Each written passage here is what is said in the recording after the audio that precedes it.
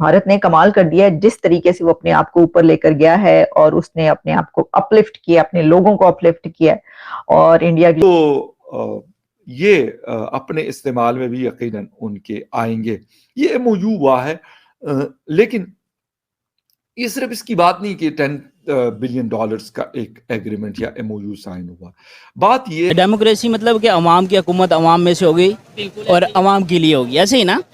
तो हमने आइन में लिख दिया कि जो गैर मुस्लिम है वो ना तो वजीर आजम बन सकता है। बात ये है कि देखिए, जो फॉक्सकॉन है वो ताइवान में है, पाकिस्तान कह रहे हैं हम, लेकिन अमेरिका में नहीं कहना था। अमेरिका का इन्फ्लुएंस जो है।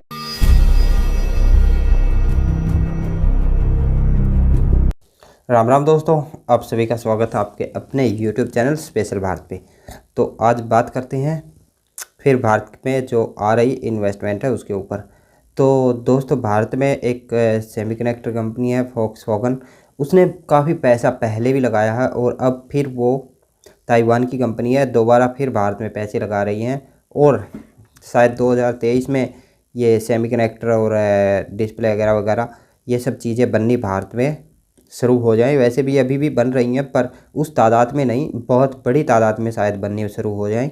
और तो और एक न्यूज़ काफ़ी दिन पहले मैंने सुनी थी कि टाटा भी सेमीकंडक्टर में हिस्सेदारी ले रहा है और वो भी आने वाले वक्त में सेमीकंडक्टर के लिए की मैन्युफैक्चरिंग के लिए इन्वेस्ट करने वाला है।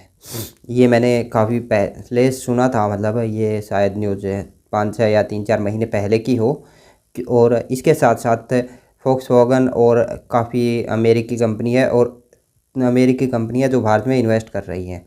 इसके साथ साथ $3.6 बिलियन यूएस जो भारत की शेयर मार्केट में अमेरिका लगाने जा रहा है। जो इससे पहले चाइना की शेयर मार्केट में लगाता था, वो अब भारत की शेयर मार्केट में लगाने जा रहा है।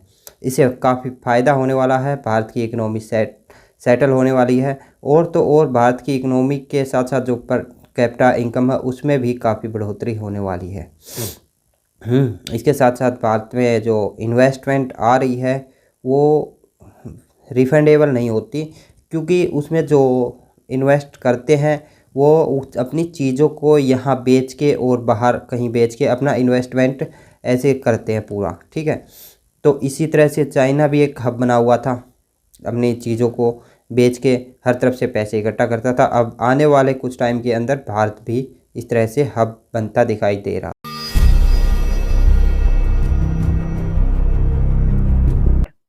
अच्छा, अब इसमें एक बड़ी अहम बात यह है कि देखिए, जो फॉक्सकॉन है वो ताइवान में है, पाकिस्तान कह रहे हैं हम, लेकिन अमेरिका में नहीं कहना था। अमेरिका का इन्फ्लुएंस जो है वो ताइवान पर भी है, आप जानते हैं। और ये बात भी कही जाती है कि जो अमेरिका और चाइना की असल है टेंशन है, उसमें अमेरिका ये नहीं चाहता कि जो चाइना है वो पूरी दुनिया से एक इतना बड़ा चंक जो है ये ले जाए, ये इतना स्ट्रांग जो हो वो हो जाए। तो इस बिना पर जो कंपनीज हैं उनको ये कहा जा रहा है, खास तौर पर ऐसी कंपनीज के जिनका ताल्लुक जो है वो है उससे अमेरिका से किसी भी तरीके से, या अमेरिका का असर रसूख है उन कंपनीज पर। तो वो ये कह रहे हैं कि जनाब आप जो है अपना बिजनेस इधर चाइना से निकाल कर इंडिया ले जा सकते हैं, ले जाए। लेकिन फॉक्सकॉन पे एक बड़ा चीज ये बताई गई है कि उसको बड़ी हर्डल्स पेश आई कोविड के दौरान, कि चाइना में जो उसका इतना बड़ा बिजनेस है, तो उस जो कोविड का सिलसिला है उसमें आपको पता पूरी दुनिया में मुश्किल पेश है, लेकिन खासतौर पर चाइना में तो बड़े ही मसाइल पैदा हुए। तो उसमें जो सप्लाई चेन्स थी वो भी बंद हुई और उस दौरान उसको बड़ा नुकसान हुआ। तो फॉक्सकॉन ने उसी वक्त अपना जो बिजनेस है वो वहां से उठाना शुरू कर दिया था। अच्छा, लेकिन अगर हम इसका तज्जिया इस तरह करें कि देखिए वो तो बात को काफी अरसा हो गया, ठीक है जी, तो उस वक्त जो है ये वाली बात यकीनी बात है, ये भी सही है कि ये भी एक फैक्टर होगा, ये नहीं है कि ऐसा फैक्टर नहीं है। लेकिन अब वहां से बिजनेस उठाकर इस वक्त लेकर जाना है, इसके पीछे यकीनन कुछ और भी बहुत सारी चीजें होंगी। एक तो ये कि उनको अगर फायदा हो रहा है इंडिया में, तो वो जाहिर है कि किसी भी कंपनी को जहां पर फायदा होगा वो वहीं पर जाएगा। अभी भी देखें कि जो इंडिया है वो एक ऐसे पेडेस्टल पर मौजूद है जहां पर पूरी दुनिया की जो ताकतें हैं वो उसकी तरफ खींची चली जा रही हैं। की वजह यह है कि सिर्फ एक ही इकोनॉमी है जो इस वक्त पूरी दुनिया में फ्लरिश कर रही है और बूमिंग है, वो है इंडियन इकोनॉमी। तो उससे फायदा उठाने के लिए सबसे बड़ी मार्केट। बेल और लाइक का बटन दबाना ना भूलें। बात इसको कम कर रहे हैं जी सेमीकंडक्टर्स की, और ये एक ऐसी चीज है कि मेरे ख्याल में किसी भी चीज को अगर आप प्रोड्यूस करते हैं तो उसमें आपको इसकी जरूरत होती है। फिर यूरोपीय यूनियन एक बहुत बड़ा ब्लॉक है दुनिया का, एक बड़ी मजबूत इंडस्ट्रियल बेस है उनके पास, हर किस्म की प्रोडक्शंस वो करते हैं। उनका एग्रीमेंट इंडिया के साथ कि भाई ये सेमीकंडक्टर्स जो हैं ये आप प्रोड्यूस करेंगे और फिर ये दुनिया को सप्लाई होंगे। सबसे बड़ी मार्केट तो यकीनन इसकी यूरोप ही है, और इसके अलावा यूरोप के अलावा अगर हम बात करें तो इंडिया अगर इसको प्रोड्यूस करता है तो ये अपने इस्तेमाल में भी यकीनन उनके आएंगे। ये एमओयू हुआ है, लेकिन ये सिर्फ इसकी बात नहीं कि $10 बिलियन का एक एग्रीमेंट या एमओयू साइन हुआ। बात ये है कि दुनिया को हमने कोर्ट के अंदर देखा, कोर्ट के पोस्ट कोर्ट सिचुएशन हमने देखी, बहुत सारी चीजें ऐसी हुई। फिर अमेरिका और चीन के दरमियान जो मसला रहा आपस में एक दूसरे के साथ, क्योंकि बहुत ज्यादा मतलब बिलियन मिनॉरिटी की पाकिस्तान में ना, तो पाकिस्तान में जो मिनॉरिटी का जो हक है ना वो पाकिस्तान ने बिल्कुल खत्म कर दिया आईनी तौर पे हम देखें तो। आप बिलोंग कहाँ से करते हैं? मैं बावलपुर से करता हूँ। अच्छा, आप देखें ना, जैसे हम पाकिस्तान का नाम लेते हैं ना तो हम कहते हैं इस्लामिया जमहूरिया या इस्लामी जमहूरिया पाकिस्तान। हम अगर इसको देखें ना जमहूरियत को, तो जमहूरियत का मतलब है ना डेमोक्रेसी। डेमोक्रेसी मतलब कि अवाम की हुकूमत अवाम में से हो गई और अवाम के लिए होगी, ऐसे ही ना। तो हमने आइन में लिख दिया कि जो गैर मुस्लिम है वो ना तो वजीर आजम बन सकता है, ना सदर बन सकता है।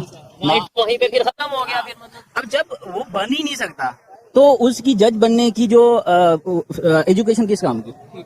जब उसको लगेगा ही नहीं कि मैं वजीर आजम बन सकता हूँ तो वो कोशिश क्यों करेगा? ठीक है, तो इलेक्शन तो मुकम्मल तौर पे मिनोरिटी का खत्म हो गया ना, पीछे बची सिलेक्शन। सिलेक्शन का मतलब यह है कि पैसा लगाओ और करप्शन करो। माइनॉरिटी को जो सीट मिलती है उस हवाले से वो सीट भी जाहिर बात है जो पार्टी इक़्तिदार में आएगी वो अपने मर्जी का जो उनका होगा वो उनमें से बेशक ऐसे ही है। तो इसका मतलब यह है कि मिनोरिटी को मुकम्मल तौर पर खत्म कर दिया है। वैसे तो हम कहते हैं कि पूरी दुनिया में जहाँ पे भी जुल्म होगा पाकिस्तान खड़ा होगा, तो यानी पाकिस्तान में जो चीजें हो रही है उसके लिए पाकिस्तान खड़ा नहीं होगा। हमारे जो मुल्क जो ना हर तरह से पीछे, इसकी एक बड़ी रीजन जो है ना वो है कि हम स्टेट और रिलीजन को मिक्स कर लेते हैं। सबसे मेन पॉइंट हर चीज के पीछे ना मेन मुद्दा यही है। हमने बड़ी गहरी और बड़ी बेसिक बात की है कि हमने इस तरीके से मजहब को अपने अंदर घोल लिया, मिक्स कर लिया। मैं ये नहीं कहता मजहब हर एक का हक है, मैं मुसलमान हूँ, मेरा हक है मैं मजहब को अच्छे तरीके से फॉलो करूँ, ये का उतना ही हक है ये अपने मजहब को अच्छे तरीके से परफॉर्म भी करें, प्रैक्टिस करें और पूरी आजादी के साथ। लेकिन हमने एक ऐसा कंसेप्ट बना दिया कि मैं सबसे बेहतर हूँ, बाकी सब जो है वो शायद यही इसी वजह से हम इस बेशक ये हमें एक तकब्बर आ जाता है, गरूर आ जाता है। अब देखें ना, इंडिया लगा लें या और भी लगा लें ना, हम ये चाहते हैं कि हमारे यूरोप में मुसलमान वजीर आज़म बन जाए, हम ये चाहते हैं। ठीक है, हम ये नहीं चाहते हैं कि हमारे मुल्क में पाकिस्तान में कोई भी, चाहे क्रिश्चियन है, सिख है या हिंदू है, वो वजीर आज़म। क्यों? क्योंकि हम ये कहते हैं कि हमारा गैर मुस्लिम हमारा लीडर नहीं हो सकता। हम ये कहते हैं क्यों नहीं हो सकता, इसकी बेबुनियाद रीजन है। हम ये चाहते हैं कि गैर मुस्लिम कंट्री वहाँ पे मुसलमान जो है वो प्राइम मिनिस्टर हो जाए, प्रेसिडेंट। और ये इंडिया में 4 दफा प्रेसिडेंट बने हैं, मेरे ख्याल से 4 से 5 दफा जो मुस्लिम हैं वो प्रेसिडेंट अभी भी लगा लें। जिस फील्ड में भी वो तरक्की कर रहे हैं ना, उस हर फील्ड में मुसलमान अभी भी हैं, अभी भी। आप पाकिस्तान की कोई भी, हालांकि पाकिस्तान में तो फील्ड ही कोई नहीं जो हम तरक्की की तरफ जाएं, जो भी आप देखेंगे उसमें करप्शन नजर आ जाएगी। तो किसी कोई फील्ड में नहीं है। उसकी बेसिक रीजन यही है कि पाकिस्तान में इस टाइम जो हालात है ना, मिनोरिटी को तो छोड़ें, जो यहाँ पे मेजोरिटी है ना वो भी ये कहती है कि जिंदा निकल जाए, जिंदा भाग जाए। ये बात अच्छा लगा। देखें, इनके साथ हमारे क्योंकि प्रोग्राम का टाइम खत्म हो रहा है, इसलिए इनके साथ एक प्रॉपर, अगर इनके पास टाइम हुआ तो एक वीडियो करेंगे।